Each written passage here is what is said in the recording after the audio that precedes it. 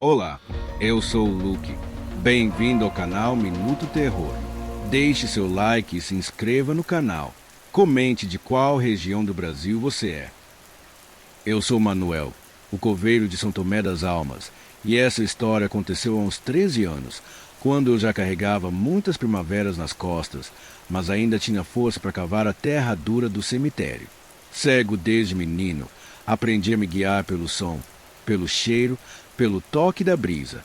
Mas não é só isso.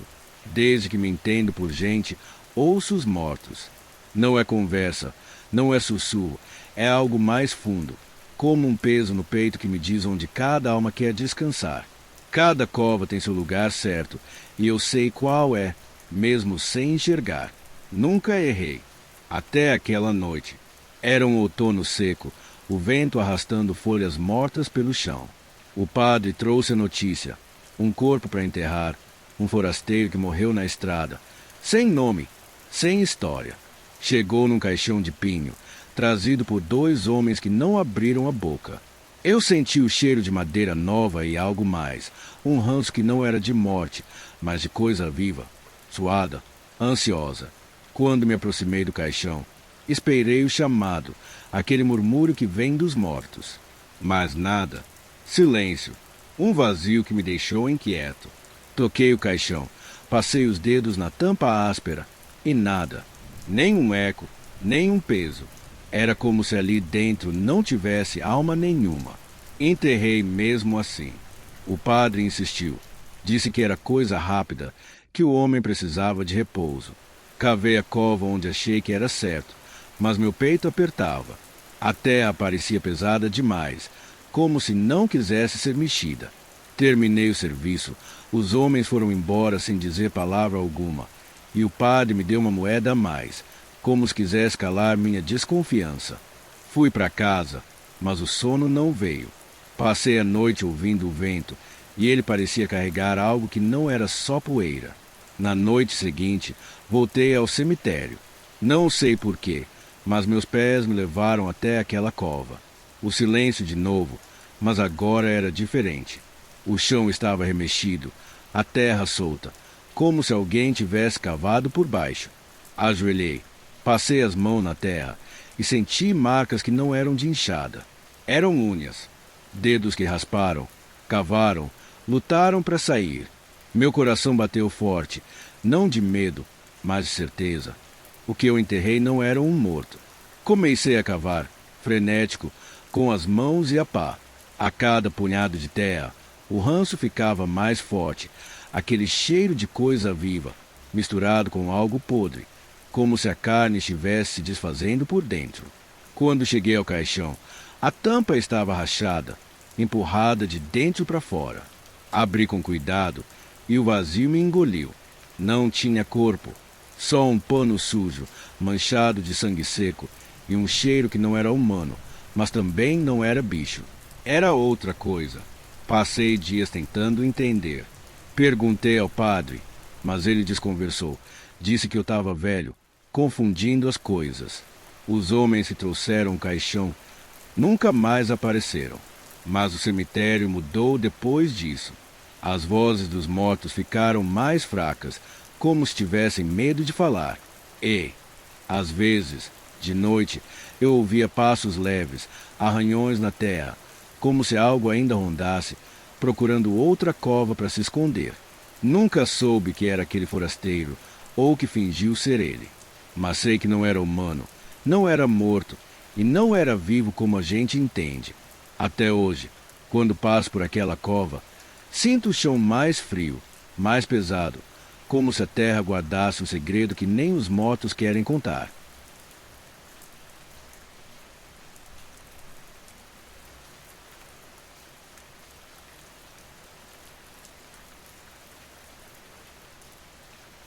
Eu sou Sebastião, coveiro de Vila do Carmo há mais anos do que me agrada contar. Hoje, velho com as mãos cheias de calos, carrego uma história que aconteceu há uns 23 anos, quando eu ainda tinha força para cavar a terra dura do cemitério. Nunca fui de errar meu ofício.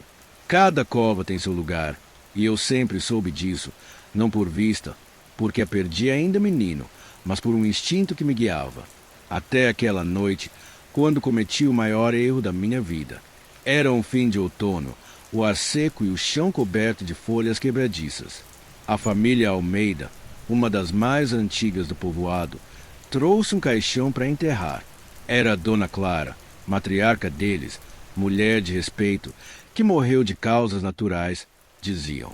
Os Almeida tinham um ritual próprio, passado de geração em geração. A cova precisava ser cavada num canto específico do cemitério, onde os antepassados deles descansavam, sob uma figueira torta que diziam proteger a linhagem. O padre me entregou um papel com instruções claras. A cova devia ser ao pé da árvore, alinhada com a lápide do avô de Clara. Qualquer erro, ele alertou, quebraria a proteção na família. Eu sabia do peso disso. Já tinha enterrado outros Almeida, sempre no mesmo lugar, e sentia o chão diferente ali, mais macio, como se a terra aceitasse os corpos de boa vontade. Mas aquele dia foi corrido. Um temporal tinha atrasado outro enterro, e eu estava exausto, com a cabeça cheia. Quando chegou a hora de cavar para Dona Clara, confundi as lápides. Em vez de abrir a cova sob a figueira, cavei uns metros adiante, perto de um trecho onde ninguém era enterrado, um canto esquecido do cemitério que os mais velhos evitavam. Não sei porque não percebi na hora. Talvez a pressa, talvez a idade. Só sei que enterrei o caixão. Os Almeida choraram, e eu fui para casa sem pensar muito. Na noite seguinte, algo me puxou de volta ao cemitério. Não era um som, nem um cheiro, mas uma inquietação, como se a terra estivesse me chamando. Peguei minha lanterna, que uso mais pelo hábito do que pela luz, e caminhei até lá. O vento estava quieto, mas o ar parecia denso, pesado, como se carregasse um peso que eu não explicava. Quando cheguei, percebi que o chão perto da cova de Dona Clara estava remexido.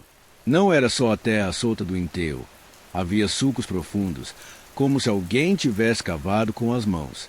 Ao redor, outras covas estavam abertas, não todas, mas as dos Almeida, como se algo tivesse escolhido só elas. As cruzes de madeira estavam tortas, algumas de cabeça para baixo, apontando para o chão como se marcassem um caminho. Então vi a figura. Não ouvi passos, mas senti ela, uma presença que fazia o ar ficar mais frio. Era encapuzada, alta, movendo-se entre as lápides sem tocar o chão, como se deslizasse.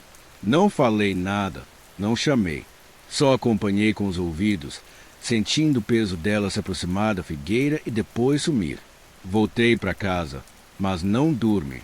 Passei a noite pensando no erro, na cova errada, no ritual quebrado. No dia seguinte, falei com o padre. Ele ficou pálido, disse que os Almeida já estavam sentindo coisas estranhas. Portas batendo sozinhas, vozes no escuro, sombras nos cantos da casa. Ele me contou uma história antiga que eu nunca tinha levado a sério. Aquele canto esquecido do cemitério, onde enterrei Dona Clara, era onde, há séculos, um homem foi sepultado vivo por traição. A lenda dizia que ele jurou vingança contra os Almeida, que o condenaram, e que a figueira e o ritual existiam para manter o espírito dele preso. Minha cova errada tinha aberto uma porta. Eu sabia que precisava consertar. Voltei ao cemitério naquela noite, com minha pá e uma determinação que não explico. Cavei a cova de Dona Clara, sentindo a terra mais pesada que o normal, como se resistisse. Quando abri o caixão, ele estava vazio. Não havia corpo, só um cheiro forte de mofo e algo azedo, como carne deixada ao relento. Corri até a figueira, cavei a cova certa, no lugar exato, e rezei, mesmo sem saber se adiantava. Enquanto trabalhava, ouvi um som baixo, como um gemido vindo do chão, não de uma voz, mas da própria terra. A figura encapuzada apareceu de novo, mais perto, tão perto que senti o ar ficar rançoso. Não olhei, não podia olhar, mas sabia que ela me observava. Terminei de cavar e voltei ao caixão vazio. Não sei como, mas encontrei um terço que era de Dona Clara, deixado pelos Almeida no enterro. Coloquei-o na cova nova, sob a figueira, e cobre com terra, rezando cada palavra que lembrava. O gemido parou. A presença sumiu. O ar ficou mais leve, mas o cemitério nunca voltou a ser o mesmo. Os Almeida pararam de relatar as coisas estranhas, mas nunca mais me olharam nos olhos. O padre me disse para esquecer. Mas como? Eu sei o que fiz. Sei que abri algo que não devia. Até hoje, quando passo pela figueira, sinto a terra mais firme, como se ela estivesse segurando algo com força.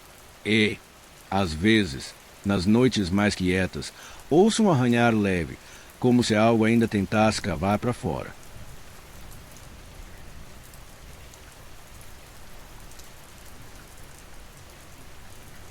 Joaquim trabalhava como coveiro há mais de 10 anos em um cemitério afastado na periferia da cidade. Preferia o turno da noite, menos gente, mais silêncio e nenhuma cobrança além de cuidar dos túmulos, podar as árvores e manter a paz entre os mortos. Mas nas últimas semanas, a rotina foi quebrada. Sempre por volta das 23 horas, ao terminar o último cigarro e fechar o portão de ferro, Joaquim viu um homem parado do lado de fora. Alto, sempre de casaco escuro, chapéu cobrindo o rosto, parado como uma estátua, olhando para dentro, fixo, imóvel. Nunca dizia nada, nunca se aproximava. E, quando Joaquim piscava ou desviava o olhar por segundos, o homem desaparecia, como se nunca estivesse ali. No início, achou que fosse imaginação. Depois, pensou ser alguém visitando algum túmulo, perdido na dor ou na saudade. Mas, por que sempre à mesma hora? Por que nunca se aproximava? Na terceira semana, já inquieto, Joaquim decidiu se aproximar. Avançou devagar pelo caminho de cascalho até o portão, os passos ecoando no vazio do cemitério. Quando chegou, o homem já não estava lá.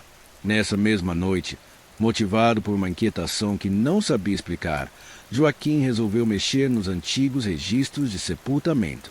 Vasculhou os arquivos empoeirados na administração, procurando enterros recentes ou antigos ligados a algum homem de casaco, algum familiar que pudesse estar visitando. Nada, mas uma pasta chamou sua atenção.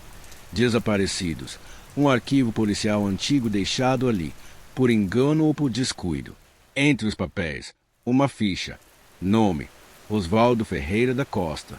Desaparecido há 6 anos.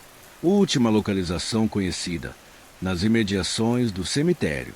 Havia uma foto anexada. O sangue de Joaquim gelou. Era o homem do casaco. O mesmo olhar frio, a mesma estatura, o mesmo casaco longo. Mas como estaria morto, seria um fantasma ou alguém parecido.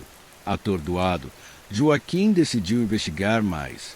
Falou discretamente com um policial conhecido, que revelou um detalhe perturbador. Osvaldo nunca foi encontrado. Suspeitava-se que ele tivesse fugido após envolvimento com o crime organizado, mas nada foi provado. Nos dias seguintes, Joaquim notou marcas estranhas no terreno do cemitério. Pegadas recentes entre os túmulos, restos de cigarros e garrafas escondidas, sinais de que alguém frequentava o lugar com frequência. Na noite seguinte, armou-se com coragem uma lanterna, decidindo esperar escondido próximo ao portão. Quando o relógio marcou 23 horas, lá estava ele, o homem do casaco, parado, imóvel. Joaquim se aproximou silenciosamente, mas, desta vez, seguiu o homem quando ele se virou e começou a caminhar pela lateral do cemitério. O coveiro atravessou o matagal, respirando com dificuldade, até que viu uma entrada escondida no muro, quase invisível, aberta entre tijolos quebrados. Seguiu o homem discretamente até dentro do cemitério, e então percebeu: Osvaldo, vivo, estava usando o cemitério como ponto de encontro clandestino. Ali, nas noites silenciosas, fazia negócios escusos com criminosos, vendia informações, negociava armas e drogas, tudo protegido pelo isolamento do local e pelo medo das lendas que cercavam o cemitério. Antes que Joaquim pudesse fugir ou confrontá-lo, uma mão agarrou seu ombro com força. Virou-se e deu de cara com outro homem, armado. O coveiro foi levado até Osvaldo, que, calmamente, tirou o chapéu e acendeu um cigarro. Você sabe demais. Naquela noite, Joaquim não voltou para casa. No dia seguinte, um novo túmulo foi discretamente cavado no fundo do cemitério. Sem lápide, sem flores, sem registro. E, à noite, como sempre, o homem do casaco continuava lá, parado do lado de fora do portão, como se nada tivesse acontecido.